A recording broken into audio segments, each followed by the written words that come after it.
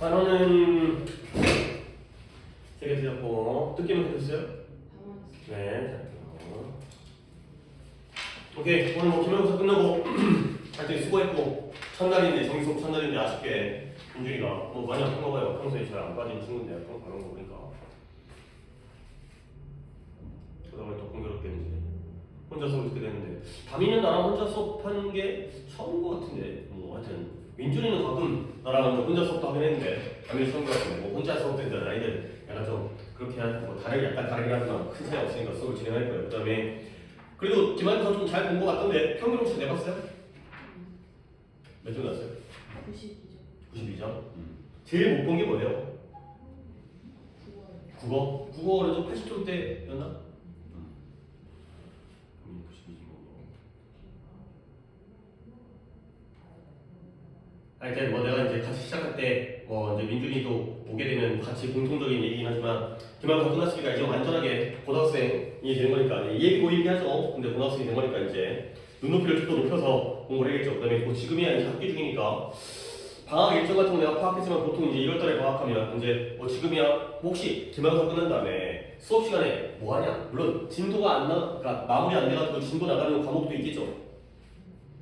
근데 뭐 예를 영어는 어떻게 해요? 영어는 금요일 날이었으니까 수요일 날 시험 끝났으니까 목금 오늘까지 2번 수업했을 텐데 영어 수업 시간 있어요? 영어 시간에 뭐 했어? 해안 활동 졸업하는 수업 못했어? 아마도 많이 이렇게 좀 놀거나 영화를 보거나 아니면 뭐 이제 뭐 그런 것들을 많이 할 거예요. 그런 시간에 물론 뭐 영어 보면 좋지. 근데 이제 좀 자기 공부를 좀 하는 것도 괜찮을 것 같아요. 그러니까 뭐 단어 배우라든가 이런 것들 뭐 단어 잘 배우고 있긴 한데 단어 양을 더 늘려야 되기 때문에 하여튼 이제 내년 생각하고 공부해야죠. 뭐 또 이제 나중에 내가 우리 이제 듣기 수업들이 듣기 하는데 내가 다음 주에는 올해 수능 듣기를 한번 들어드리려고. 그러니까 이제 사실 독해가 훨씬 어렵잖아. 그러니까 지금 우리가 당장 고3 독해를 할 수는 없잖아요. 그러니까 이제 하지만 듣기 같은 경우에는 큰 차이가 없고 약간의 속도가 좀 빠르거나 그렇긴 하지만 듣기는 이 정도구나. 이것도 또 여러분에게 어떻게 보면 안심이라든가 자신감, 물론 과학 자만심을 가지라는 게 아니라 독해는 굉장히 빡세니까 진짜 어려웠어요 이번에도. 근데 이제 듣기 같은 경우에는 큰 문제가 안 되는구나. 그러니까 이제 고등학교 수업에서는 듣기를 안 하는구나. 뭐 그런 것도 좀 한번 맛보기로 보면 좋겠죠. 그래서 우리가 내신 전에 빈칸을 갖다가 교재를 갖다가 그건 이제 내신 집부터 들었고요. 맛보기로 4문제만 풀어봤죠. 그래서 내가 그때 뭐 얘기했었냐면 빈칸은 주관식으로 풀어야 된다. 그러니까 이제 주제 추론과 글읽기는 똑같지만 이 빈칸에 들어갈 걸 빈칸에 들어갈 거 갖다가 그 안에서 주제를 갖다가 찾아가지고 그 중에 핵심 키워드 가장 중요한 거 갖다가 집어넣는 아마도 오늘 10문제를 갖다 내가 숙제를 줬는데 담임도 뭐 틀린 게 있어봤자 뭐 1개 아니면 뭐 많으면 착각해서 2개 정도 있고요. 나는 한 3지문 정도를 3문장 정도를 수업을 하려고 하고 있긴 했는데 일단 채점부터 해볼게요. 151부터 160까지 10문항만 내드렸죠. 12개, 14개 이렇게 나가긴 할 건데 일단 이번에는 시험 끝나고 해가지고 151번에 3, 4 그 다음에 3번에 1, 1 그 다음에 155번에 1, 5 그리고 157번에 5, 2가 되고요. 그 다음 마지막으로 159번에 4, 3까지가 되겠어요. 자 이렇게 10개였고 혹시 오답은 있어요? 오케이 잘 맞았고요. 잘했어요. 이제 오답이 없는 건 아직까지는 괜찮은데 나중에 이제 빈칸을 쉬운 걸 이렇게 읽어내야 나중에 이제 어려운 빈칸이 제일 어려워요. 이제 순서 삽입도 어렵긴 하지만 자 오늘 내가 할 건 틀린 게 없었기 때문에 그랬거든요. 내가 이걸 좀 안 하고 수업을 시작했네. 잠깐만 3개 정도를 일단 오늘 문법도 오늘 수업이 끝나요. 그러니까 이제 교재에서의 설명 부분이 끝나요. 문제가 당연히 풀어와가지고 풀이를 해야겠지만 우리 그때 내신 이제 문법 얘기는 내가 또 이따가 하겠지만 그래서 오늘은 듣기를 갖다가 조금 시간을 더 들어드리는 날이기 때문에 문법이 이제 마지막 설명하고 몇 개 없는 상황이라서 자 152번부터 진행하겠어요. 여기서도 내가 수업 시간에 했었던 것들 중에 뭔가가 또 나와요. 볼게요. There is a well-known study 잘 알려진 연구가 있어요. 근데 이 연구가 이거 되게 유명한 실험이에요.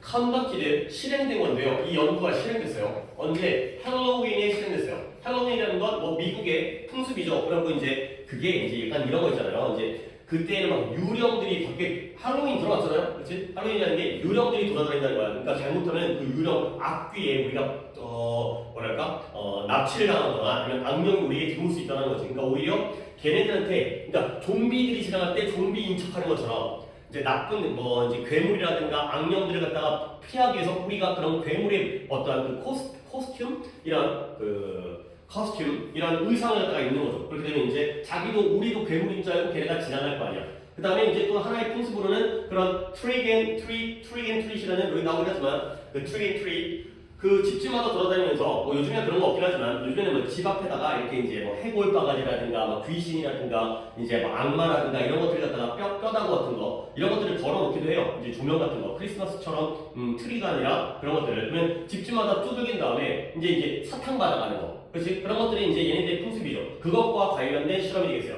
할로윈에 애들이 이제 집집마다 돌아다니면서 사탕 받아가잖아. 그럴 때 아이들이 어떤 행동을 하는지 읽어봤을 테니까 할로윈에 실행되어진 유명한 잘 알려진 연구가 있다는 거야. 그럼 뭐냐면 트릭 or 트리터가 애들이에요. 집집마다 돌아다니면서 트릿이 간식이라든가 선물이죠. 너 나한테 선물을 안 주면 나 이 집에다가 장난친 거야. 뭐 창문 깰 거야, 뭐 못된 짓 할 거야. 이거니까 뭐 협박해가면서 물론 어떤 좋은 의미의 어떤 가벼운 장난이긴 하지만 그런 간식을 얻어내는 이런 아이들이 집에 있는 초인종을 갖다가 집에 있는 초인종에 배를 불렸어요. 근데 어떤 집이냐면 관련되어진 이 연구와 관련되어진 그러니까 아무 집이나 누른 게 아니라 이 사람들은 이제 이 실험의 어떤 공간이 되는 거죠. 이 실험과 관련되어진 집에 초인종을 누른 거야. 자, 그랬을 때 이 한 연구자가 딱 나와 집 주인인 척하는 거예요. 이 연구자가 그 트릭 or 트리터에게 아이들에게 말을 하는 거예요.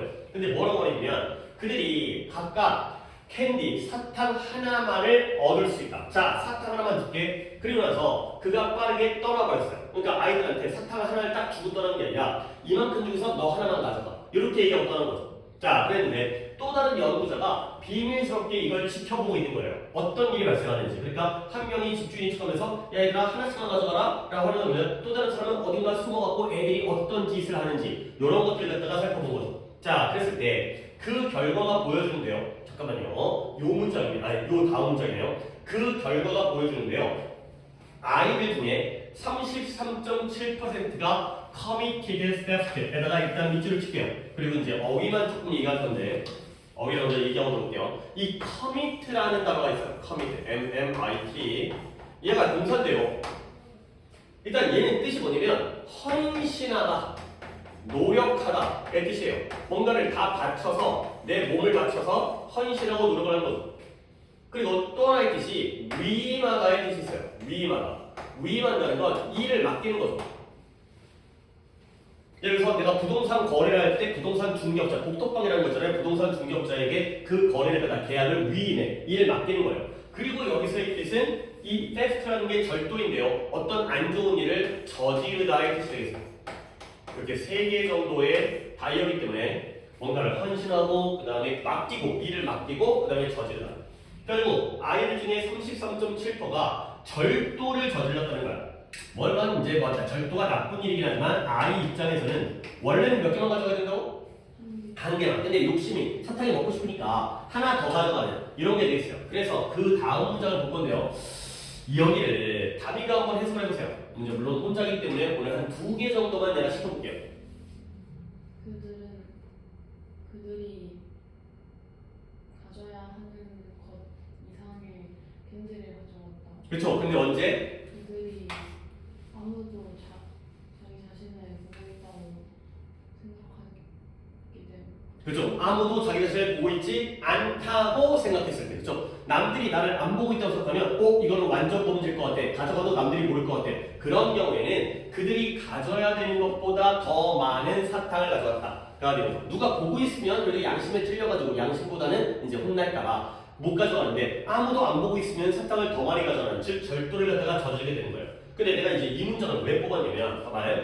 여기서 한번 끊었잖아요. 그들은 더 많은 사탕을 가져갔어요. 근데 뭐보다냐면 than이 비호급이니까 more than 그들이 가져야 하는 것보다 더 많은 사탕을 가져갔어요.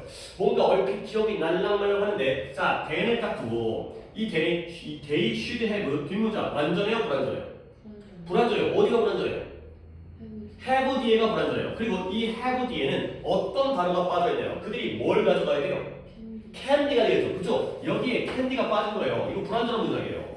요 자리에 캔디가 그들이 캔디를 원래는 하나만 원 피스만 한 개만 가져가야 되는데 그거보다 더 많은 캔디를 가져가죠. 결국 얘가 목적어가 없는 불완전한 문장이고요. 그 다음에 이때 캔디가 순환해서가 되겠어요. 그러니까 이게 뭐였냐면 우리가 관계대명사를 갖다가 이 순환으로 한 번 더 하면서 내가 유사관계대명사 했던 거 기억나요? 관계대명사랑 비슷한데 아무 때나 쓰는 게 아니라 친구가 할 때 쓰는 거였죠. 첫 번째가 then이었고요. 두 번째가 as였고요. 세 번째가 but이었어요. but은 좀 어려운 거긴 하지만 then이 제일 쉬웠죠. then은 누구와 함께 쓰이는 거예요? 비교급과 함께. 앞에 more가 있기 때문에 이 자리에다가 유사관계대명사 유관대라고 했죠. 유관대. 우리끼리 이제 약자로 얘가 유관대인 거야. 그러니까 만약에 그러니까 솔직히 뭐 담임가 해석은 잘했지만 유관대를 염두에 두고 했는지 아닌지까지는 내가 알 수가 없지. 근데 유관대를 갖다가 생각을 안 했다 하더라도 문장 해석이 돼요. 그렇지만 이 유관대를 안다면 좀 더 문장 갖다가 더 정확하게 알 수가 있기 때문에 한번 또 이제 유관대가 이제 그 전까지는 내가 이거 안 했는데 문법을 했기 때문에 아, 야 이런 게 바로 유관대였어. 우리가 배웠던 거 이렇게 좀 알면 좋아. 가 되겠어요. 자, 그다음 다시 내용 갈게요. 되게 유명한 실험이어가지고 한번 적을 거 있으면 적어주고요. 비교급이 나왔기 때문에 then이라는 유사관계대명사를 쓴다. 뒷문장이 불완전한 목관대의 역할을 한다. 자, 되게 내용적으로 중요한 실험이고요. 그 다음에 이 연구자들이 어디다가 그 캔디 그릇의 바로 앞에다가 거울을 설치했어요. 그러니까 문의 앞에다가 캔디 바구니를 두고서 거기다가 거울을 설치했죠. 자, 그런 건 어떻게 했죠? 이 트리트 아이들이 이 할로윈에 돌아다니는 아이들이 그들 자신을 그 안에서 봐야만 하는 거야. 거울이 있으니까 어쩔 수 없이 하나를 갖다가 가져가고 더 가져가려다가 내 얼굴이 보이는 거죠. 그들이 그 그릇에 다 접근할 때. 자, 그러면 그러한 하나 이상의 캔디를 그러니까 캔디의 하나 이상의 것을 더 가져가는 그러한 아이들의 비율이 근데 언제였냐면 when the mirror was there 그 아이들이 거울이 있었을 때는 얼마나 가져갔을까? 거울이 없었을 때는 33.7%였는데 거울이 있었을 때 거울이 그곳에 있었을 때에 하나 이상의 캔디를 가져가는 아이들의 비율은 몇이었을까? 겨우 8.9. 그러니까 뭐 이걸 절도율이라고 할 수는 없겠지만 가져가는 아이들의 비율이 엄청나게 4분의 1 정도로 줄어버렸죠.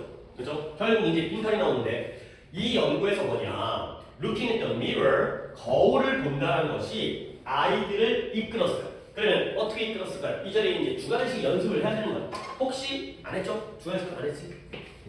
이 자리에다가 아이들이 결국 33.7%가 8.9로 줄었기 때문에 결국 아이들이 이 팩트를 갖다가 저지른 거예요? 안 저지른 거예요? 안 저질렀죠. 이런 식으로 하시면 되겠어요. 결국 아이들은 절도를 저지르지 않도록 이끌었다. 자꾸 해보려고 연습을 하셔야 됩니다. 그러니까 내가 지금부터 여러분들이 이제 3년 후에 수능을 보는 거 아니야? 조금 덜 남았지. 3년 더 덜 남았는데 이제 11월 벌써 이제 중순이 지났기 때문에 근데 지금부터 연습을 안 하면 이 쉬운 것부터 연습을 안 하면 나중에 진짜 너무 어려워지기 때문에 지금부터 좀 이건 나에게 도움되는 게 아니라 당연히 야 내가 좋으라고 하겠냐? 이 주관식을 갖다가 너네가 좋으라고 하는 거니까 꼭 좀 한번 해보는 식으로 생각을 해보시면 되겠어요. 오케이? 그러면 답은 이미 맞았지만 보기를 볼게요. 4번에 to be discouraged from bad behavior 그러니까 bad behavior가 theft잖아요. 그런 다음에 discourage는 막다. 그러니까 나쁜 행동으로부터 못하게 막아지게 되는 거죠. 결국 discouraged가 X가 되는 거죠. 이런 식으로 내 말로 만들었을 때 이렇게 하게 되면 좀 역시 빈칸을 이렇게 풀어야 되는구나. 내가 잘하고 있구나도 되고 실제로도 고3독해서도 이걸 하는 거니까 잘 해주시면 되겠어요. 그 다음에 넘어가서 156번을 가겠습니다. 156번도 또 어려운 질문이 있어요. 그거 한번 또 시켜보고 싶긴 한데 일단 처음 내만날에 중간 정도의 단위가 또 하나를 수고를 해주시면 되겠어요. 자, 가볼게요. 자, you may think 너는 생각할지도 모른다는 거예요. 근데 뭘 생각하면 you found the ultimate answer to career choices까지 갈게요. 이런 경력, career라는 게 경력 또는 뭐 직업이라고 해석할 수 있죠.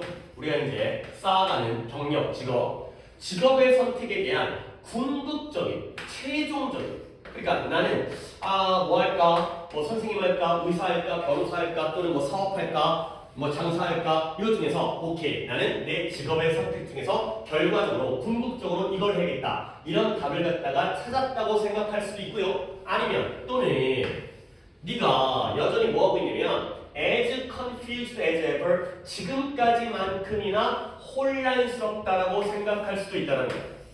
결국 뭐냐? 사람에 따라서는 물론 이제 여러분들 대상을 하기 때문에 나야 뭐 이미 끝났긴 했지만 나는 이제 직업이 선택이 된 거잖아. 근데 여러분의 경우는 아직까지 직업 선택을 안 했으니까 어떤 사람의 경우는 뭐 중학생이든 고등학생이든 나는 이런 경로로 이런 경력을 쌓을 거야. 궁극적인 직업의 해답을 찾았어. 아니면 난 모르겠는데 지금까지도 헷갈렸는데 지금도 헷갈리는데 이럴 수가 있다는 거죠. 오케이? 자 그래서 혹시 아직은 당연히 모르겠죠. 근데 혹시 뭐 하고 싶은 거 있어요? 그러니까 장래 희망? 아직은. 그럼 약간 너는 물론 뭐 문이과 통합이 이미 돼버려가지고 이제 수능 같은 경우는 사탕 맞다고 가보지만 너는 개인적으로 이과 과목 쪽과 문과 과목 쪽 중에서는 너한테는 뭐가 더 뭐 재밌다 또는 소질이 있다 또는 맞다 어느 쪽? 문과 과목이 좀 더 그러니까 수학 과학보다는 이제 사회라든가 국어라든가 좋죠. 이제 야 국어 잘한다고 해서 수학을 못한다는 법은 없으니까 어쨌든 간에 그래서 어떤 사람은 직업을 찾거나 아니면 뭐 아직 찾았다는 게 직업을 얻지 못했지만 취직한 건 아니지만 나는 이거 할 거야 또는 어떤 사람은 혼란스러워 이거 하지 저거 하지 근데 regardless of가 뭔 뜻이에요? 뭐뭐와? regardless of가 뭐뭐와?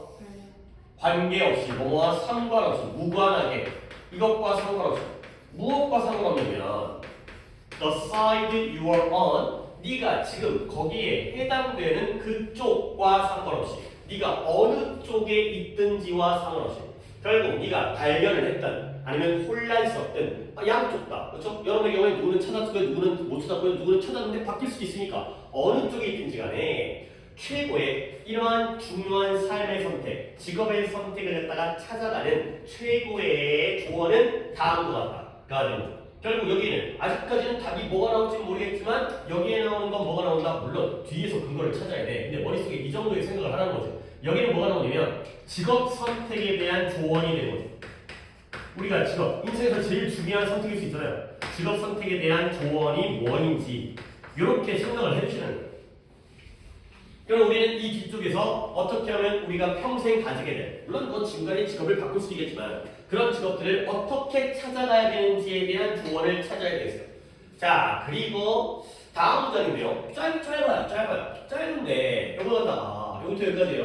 약간 이렇게 쓰기표시 할 필요 없고요. 이 문장을 해석할 거니까 이 문장을 또 다리가 한번 해석을 갖다가 부탁드리겠어요. 환신적이네요.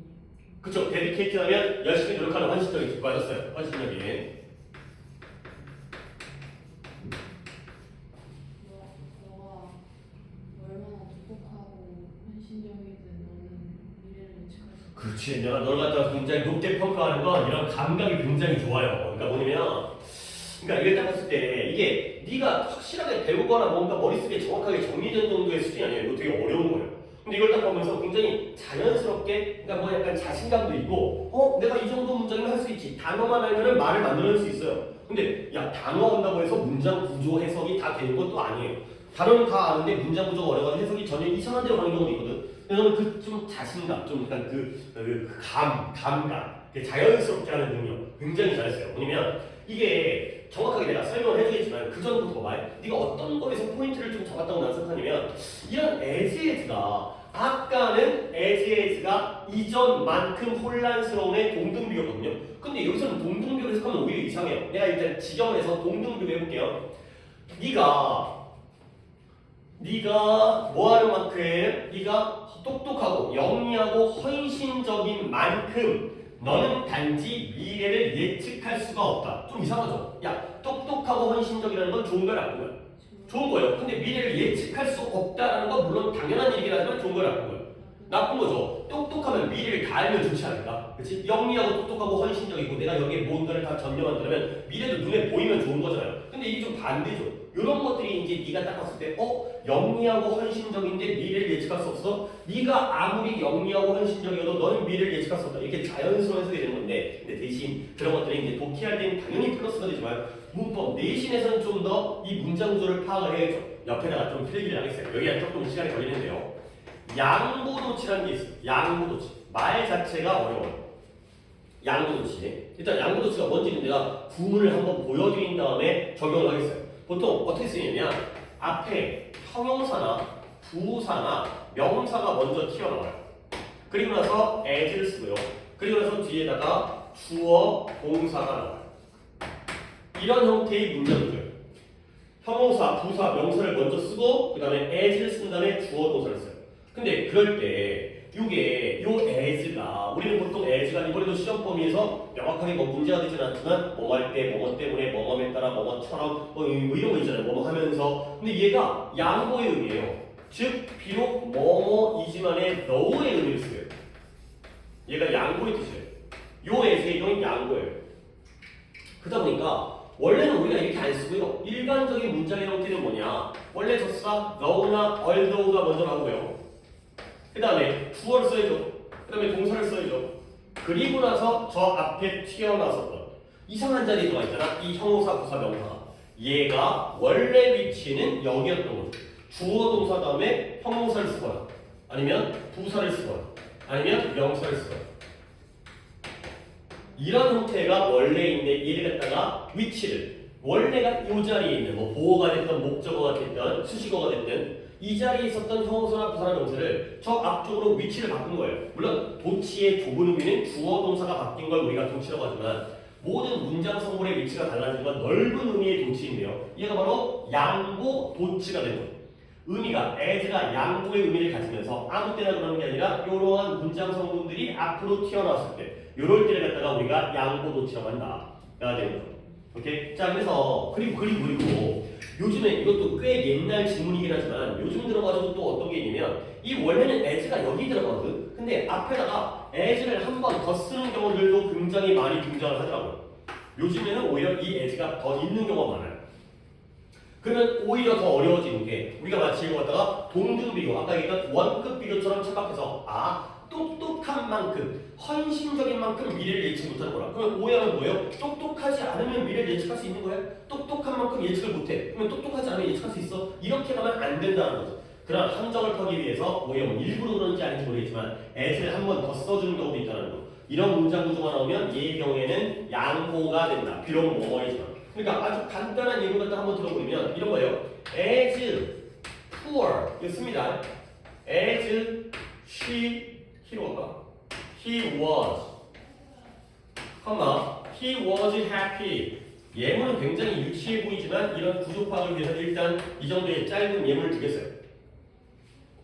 그러면 애들이 이런 거 갖다가 이 쉬운 문장을 모르는 단어가 없잖아요. 여기서 모르는 단어가.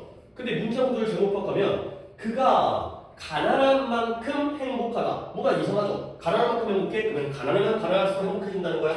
말이 안 되죠. 현실 우리의 이제 자본주의 세상에서는 결국 뭐예요? 그는 비록 뭐하지만 가난하지만 행복하다. 돈이 없긴 하지만 그렇지만 행복하다. 요렇게 해석할 수가 있다는 거죠. 앞에 as가 없을 때도 있지만 오히려 있어가지고 더 헷갈리게 만드는 이런 양보도시 구문이 되겠어요. 이게 상당히 자주 써요. 그러니까 난 학년이 올라갈수록 잊을만 하면 나오고 그리고 이런 게 나오잖아요. 그러면 이게 핵심 문장이 돼요.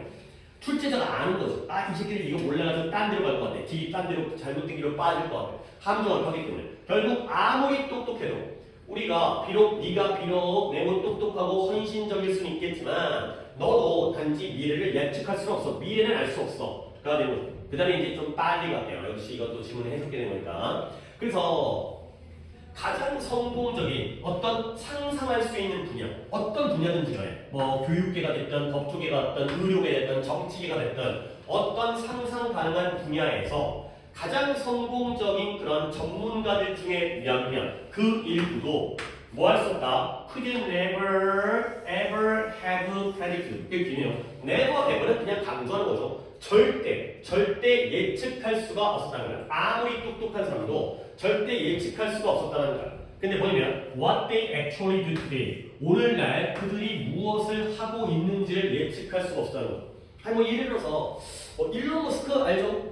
그렇죠. 뭐 테슬라의 이제 사장이면서 스페이스X라는 우주에다가 비행기를 날리는 이런 거 하고 있잖아요.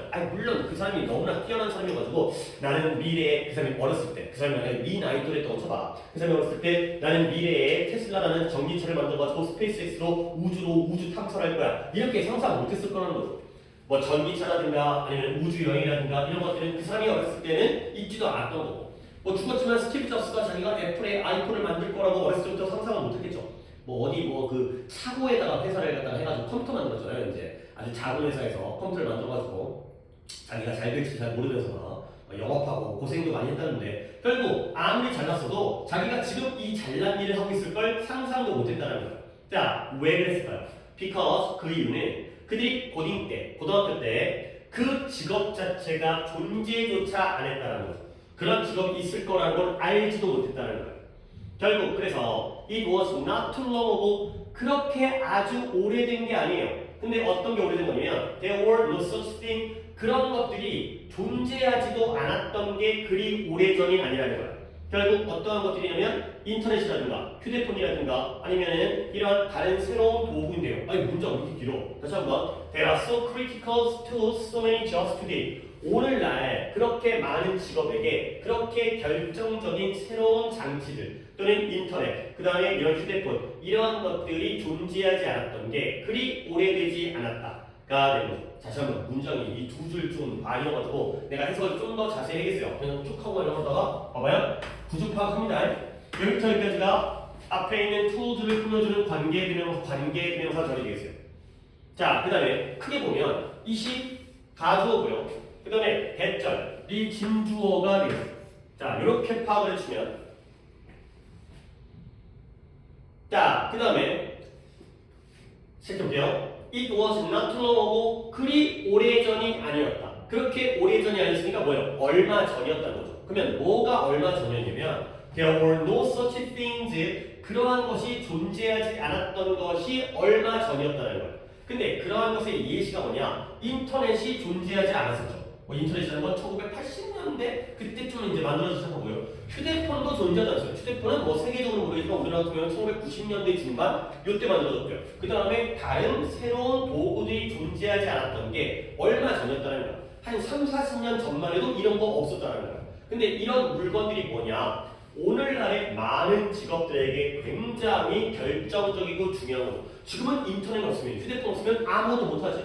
근데 이런 것들이 없었던 게 얼마 전이었다가 되는 거죠.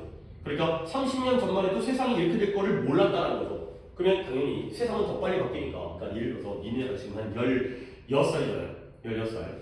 10년 후에 이 세상의 모습이 어떻게 될지 진짜 상상하기가 쉽지 않죠. 뭐 크게 이게 막 급격한 변화까지는 아니라도 좀 진짜 많이 달라졌겠죠. 10년 또는 20년 후에. 아니 뭐 크게 보고 30년 후에 어떻게 될지 알 수가 없어요. 그렇죠? 여러분들이 이제 한 40 중반 정도, 30년 후에 40 중반이 되는데 상상도 못하죠. 얘가 지금 40 된다는 거. 나도 어렸을 때는 내가 이 나이 먹을 거라고 상상 못했는데 금세 나이가 먹더라고요.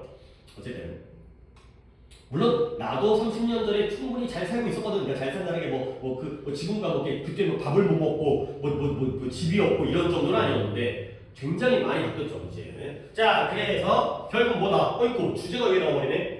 Being open-minded increases future opportunities. 뭐 중간에 뭐 문장법 양도치 나오고 하는데 솔직히 그냥 쭉 간 다음에 결국 뭐다? 미래는 알 수 없다. 알 수 있다 없다?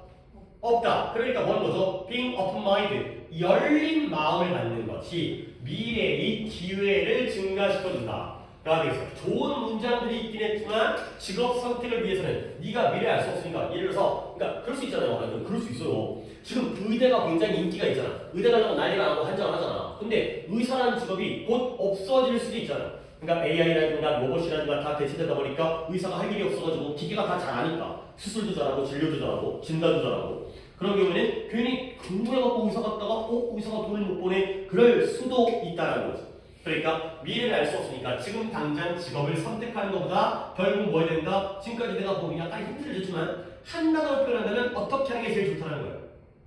그래요, 오픈 마인드. 그래요. 내가 하는 게 그렇게 대단하지 않아요. 뭐 내가 영어를 잘봤자 뭐 얼마나 잘하겠어? 내가 국어를 잘봤자, 내가 생각을 해봤자 얼마나 잘하겠어? 나랑 비슷해요. 그러니까 나 정도만 해주시면, 내가 하는 정도만 해주시면 수능 문제를 맞출 수 있다는 거죠.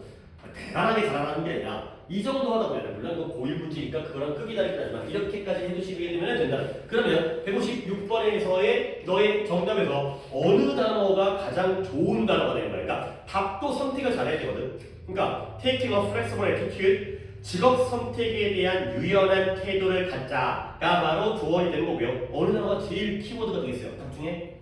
그래요, 플렉서블해. 열린 마음이라는 게 고정되어 있지 않고 고집부리지 않고 남의 얘기 잘 듣고 상황에 따라 대처하고 상황이 시대가 바뀌면 거기에 따라서 알맞게 변하고 이런 게 바로 플렉서블과 오픈마인드가 되는 거죠.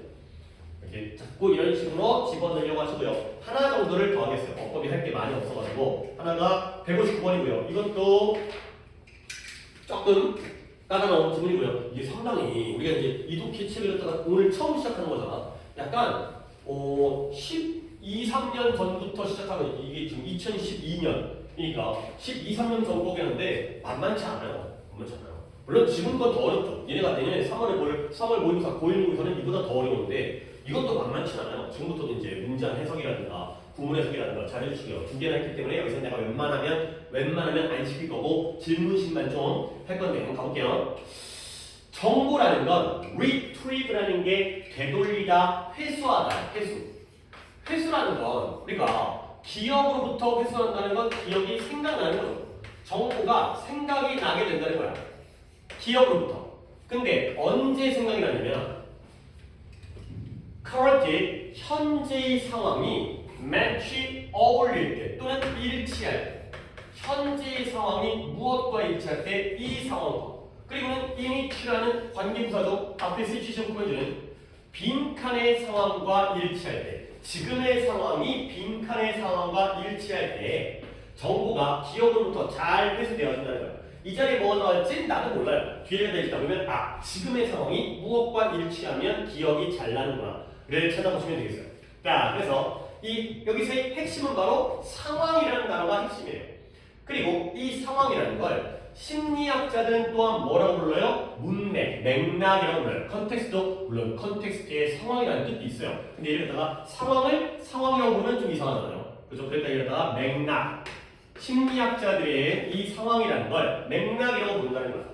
자, 해석은 내가 할 테니 너한테만 약간 이런 질문들을 해볼게요. 이때 위치는 관계대명사인데요. 이게 무슨 격인 것 같아요?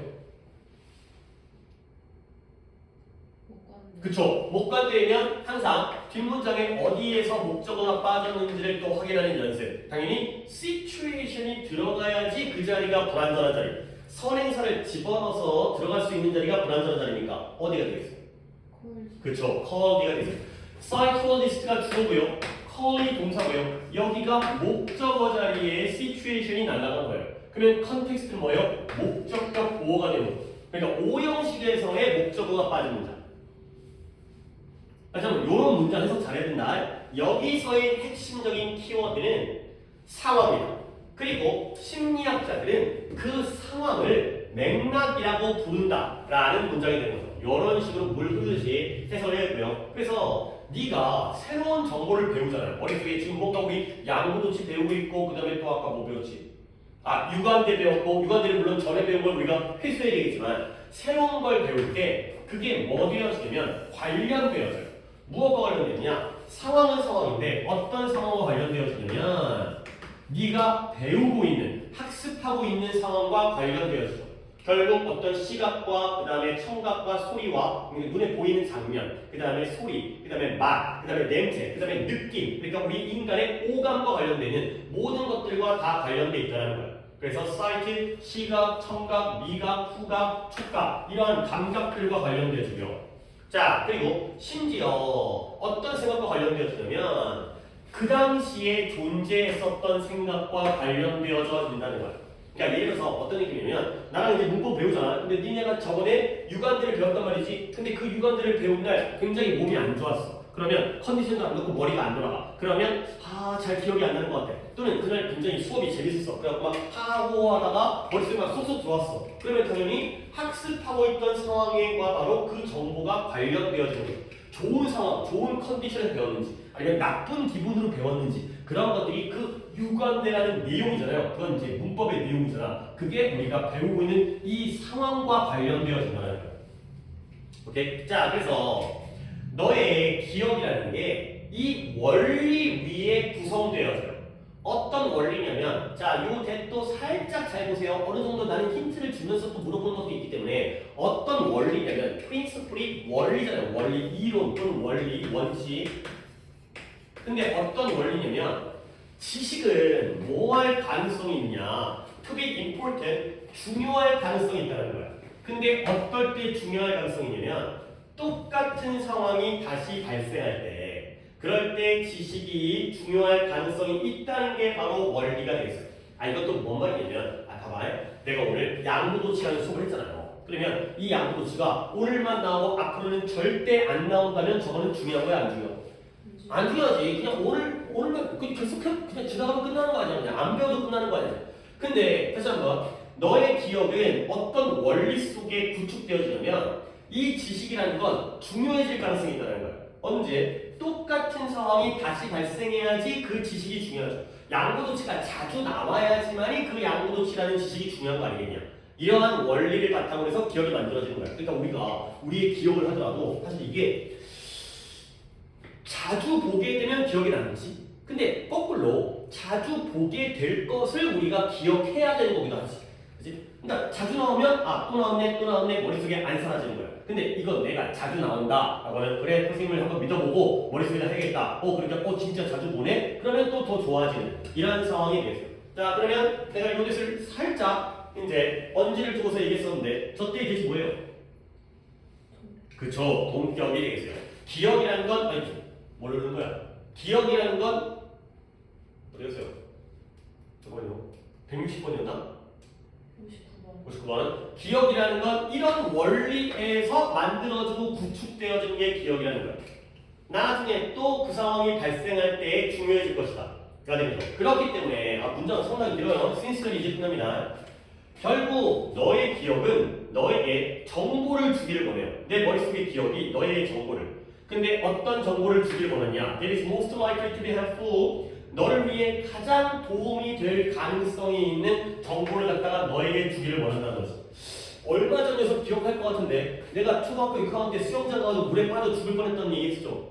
그때 내 인생이 그 짧은 13년의 인생이 주마등처럼 빨리 갔다는 거 있지. 그게 이거예요. 그러니까 내가 목숨이 밑에오면 예전에 내가 이런 상황을 겪었던 과거의 경험을 갖다가 내 머리가 뇌가 나한테 막 주는 거야, 정보를. 그래서 이 중에 비슷한 상황을 딱 해갖고 빨리 여기서 이겨내라, 살아나라, 너 죽으면 안 돼 라고 이야기 때문에 결국 우리의 기억이라는 건 그 상황에서 너에게 가장 중요한 정보를 너한테 막 주려고 한다는 거야. 그러니까 물론 뭐 시험 때 잘 생각이 안 날 때도 있지만 시험 때 보면 맞아, 이런 문제 저번에 어디 학원에서 풀었던 것 같아, 이런 것들이 기억이 나죠. 물론 뭐 약간 똑똑똑해야 되고 공부도 열심히 해야 되긴 하겠지만 이러한 상황이 기억이 되겠어요. 그래서 이제 답을 또 찾아야 되겠는데 우리의 기억이 설계되어져요. 근데 뭐하기 위해 쏟은 목적이죠. 뭐하기 위해서 목적으로서 우리의 기억이 설계되어지냐면 네가 어떤 패스트푸드 레스토랑에다가 걸어 들어가는 거야. 그러니까 맥도날드에 걸어 들어간 거야. 그러면 네가 상기되어져. 뭐가 기억이 나고 상기되어지냐면 다른 방문, 그 식당에 맥도날드에 저번에 내가 왔었지, 그 기억이 다시 상기되어지는 거야. 근데 그 목적이 뭐냐면 so that you can use your knowledge. 네가 그 지식을 사용하기 위해서. 근데 뭐예요? 과거에 방문해서. 근데 뭘 하기 위해서? 문장을 계속 좀 까놓고요. 네가 식사를 얻기 위해서 무엇을 할 필요가 있는지까지가 되겠어요. 한 번 더 정리해볼게요. 또 이제 넉줄짜리예요. 이거 만만치 않다니까요. 물론 뭐 또 시키면 자연스럽게 할 것 같긴 한데 또 시키기가 그래서 우리의 기억은 설계되어지는데 설계되어지는 목적이 뭐예요? 네가 어떤 패스트푸드 식당에 들어갔을 때 네가 그 전에 그 식당에 방문했었던 게 상기되어지도록 하기 위해서 기억이 만들어지는 거야. 그러니까 옛날에 맥도날드에 갔었는데 요즘에 다 키오스크 이걸로 하잖아. 근데 처음에 하게 되면 좀 버벅거린다고 막 고르기도 하고 또 뒤에 사람들 줄 서 있으면 약간 좀 부담되기도 하고 그러니까 빨리 해야 되는 게 아니라 버벅거리고 그러면 근데 좀 고생을 했어. 근데 다음번에 맞아 여기에서 원래 맥도날드는 이게 맛있으니까 이게 몇 번째 칸에 있더라고. 그 다음에 미리 카드도 좀 꺼내놓고 그래야지 이제 뒷사람한테 시간을 갖다 말이 안 뺏기니까 이런 기억이 우리에게 필요하기 때문에 그래서 결국 그 목적은 네가 지난번 방문에 대한 지식을 사용하는 거야. 근데 뭐하기 위해서? 네가 밥을 먹기 위해서 햄버거 세트를 얻기 위해서 할 필요가 있는 걸 이해하는 데 돕기 위해서가 되겠어요. 결국 우리의 기억이라는 건 앞으로 도움이 될 거긴 하지만 이전의 상황에서 내가 필요했던 지식을 갖다가 내 머리가 나에게 자꾸 알려주는, 상기시켜주는 그런 상황이 되겠어요. 자, 요것만 얘기하고 그 다음에 답 찾고 독해를 마무리하겠어요. remind라는 단어가 뜻이 뭐라고요? 상기시키다. 근데 구조는 A of B의 구조를 쓰죠. remind A of B. 요 of도 굉장히 많이 나오는 거예요. inform이라든가 warn이라든가 이런 식으로 notice라든가 결국 누구에게 뭘 상기시키는 거예요? 아니요. 그런 걸 착각하면 안 돼요. 여기 이제 약간 어부가 그런 느낌을 주기도 해요. 그러니까 뭐 뭐뭐에 관해, 뭐뭐에 대해 이런 느낌도 주긴 하지만 이 경우에는 A에게 B를 상기시키다의 관용 표현이에요. 이런 것들을 잘 챙겨주셔야 돼요. A에게 B를 상기시키다. 요놈한테 요거를 갖다가 기억나게 해준 거야. 앞에 있는 A에게 뒤에 있는 B를 기억나게 해준 거야. 그러면 얘가 수동태가 되면 수동태라는 건 목적어가 문장의 주어로 나오잖아요. 그러면 A랑 B 중에 누가 나와야 돼요? 아니에요. 그래. 그러니까 너의 장점, 아까 얘기했지? 너의 단점, 이런 것들은 다시 한번 문법적인 내용을 갖다가 잊으면 안 돼. 그래서 또 이게 내신이야. 수동태는 목적어가 나오잖아요. 선생님, 그러면 A가 목적어? 맞죠? remind의 목적어예요. 근데 솔직히 알고 보면 B도 목적어거든. 전치사 of의 목적어예요. 하지만 수동태는 동사의 형태가 달라지는 거야. 그러니까 주어, 동사, 목적어에서 이 동사의 목적어가 앞으로 나서 목적어 B 플러스 PP 그 다음에 by 플러스 S 행위자가 되는 거니까 목적어 나오는 걸 알고 있잖아요. 수동태가 목적어가 문장의 주어가 된다. 근데 누구의 목적어? 전치사의 목적어가 나가는 게 아니라 이 타동사, 이 동사의 목적어가 나와서 수동태 동사가 바뀌는 거예요. 이렇게 A가 나와야 돼요. 다시 한번 잊으시면 안 돼요. 얘는 보면 안 돼요. 수동태에서는 얘는 무시하고 보는 거예요. 그러니까 이 관용 표현에서는 A하고 B가 중요하지만 문법에서는 이걸 그냥 부사고 처리해버리면 얘만 목적어예요. 타동사의 목적어, 전치사의 목적어는 나올 수 없습니다. 물론 또 예외적인 것도 있긴 한데 일단 원리를 알려주면, 원칙을 알려주면 결국 A가 나와야 돼요. 그러면 B reminded 그 다음에 of B가 되는 by 플러스 행위자는 맨날 생략되어지니까 이 주어가 뒤로 갈 때 어떻게 들어갈지는 그건 중요한 게 아니고 A가 나오고 BPP를 쓰고 of B가 나오는 그러면 A가 B가 상기되어지다가 되는 거죠. A가 B를 기억하게 만들어지는 거예요. A에게 B를 기억하게, 그러니까 내가 너한테 유관대를 기억하게 했잖아. 그러면 너는 네가 A가 되는 거죠. 네가 유관대가 기억나게 되는 거죠. 그래서 그 목적이 뭐다? 식당에 들어갔을 때 네가 지난번에 그 식당에 방문했던 게 상기되어지기 위해서. 아니 식당에 갔는데 저번에 뭐 했지? 기억이 안 나면 또 버벅거리고 뒷사람 짜증내고 이러니까 아 맞아 이렇게 주문했었지. 이런 것들이 기억나는 게 되겠어요. 결국 다시 이제 독해를 한참 또 했는데 정보는 어떨 때의 기억으로부터 회수되어지냐면 현재의 상황, 지금의 맥도날드의 방문이 무엇과 일치할 때 저번에 과거에 방문했었던 그러한 past visit, 과거의 방문과 일치할 때의 기억이 회상이 나는 거예요. 그러니까 아무리 맥도날드가 갔다 하더라도 다른 식당에 가서 처음 보는 식당에 가보면 또 버벅거리고 그렇죠? 저번에 수학 문제를 풀었는데 새로운 아예 다른 문제가 나오면 기억이 안 나고 아니 기억이 안 나겠죠. 배우지 않았으니까. 오케이? 결국 이 자리에는 뭐가 들어가요? past가 들어가는 거예요. 현재의 상황이 과거의 상황과 일치할 때가 바로 기억이 회수되어야 된다. 그런 게 당연히 기억이겠죠. 그렇지? 그게 아니면 처음 보는 건데 문제를 풀었어? 그건 창의력이죠. 독창성이고 그건 직관이고 풀었던 문제가 똑같이 비슷한 유형으로 나왔을 때 기억이 나는 게 바로 이런 기억이 회수되는 게 되겠어요. 오케이? 그래서 봐봐요. 150번에 답이 4번이잖아요. 그러면 나는 이 답의 4번에서 that information was learned에서 너 같으면 어느 단어가 키워드인 것 같아? learned? 나 같으면 조금 바꿔서 나는 was를 보겠어요. 그렇죠?